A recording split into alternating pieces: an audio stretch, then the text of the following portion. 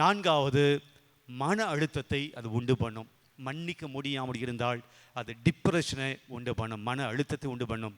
மன்னிக்கிற போது மன அழுத்தம் நீங்கும். நான்காவது. ஐந்தாவது, மன்னிக்கிறவர்கள் அடுத்தவருக்கு எடுத்துக்காட்டாக இருப்பார்கள். நான் மன்னிப்பை பற்றி பேசணும் அப்படின்னா நான் மன்னிக்கக்கூடியவனாக இருக்கிறோம். ஆக மன்னிக்கிறவர்கள் அடுத்தவர்கள் எடுத்துக்காட்டாக இருப்பார்கள்.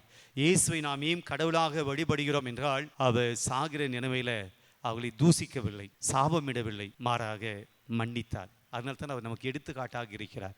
ஆக மன்னிக்கிறவர்கள் அடுத்தவர்கள் எடுத்துக்காட்டாக இருப்பார்கள். ஆறாவது, பிரியமானவர்களே, நாம் எல்லாரும் மன்னிப்பை எதிர்பார்க்கிறோம். எவனும் என்னை மன்னிக்கணும் அவசியம் கிடையாதுங்க, யாரும் மன்னிக்கணும் அவசியம் கிடையாது அப்படின்னு நம்ம நினைக்கிறோமா? நாம் தப்பு செஞ்சோம், நாம் ஏதாவது தப்பு பண்ணிட்டோன்னா உடனே என்ன கேட்குறோம்? சாரி.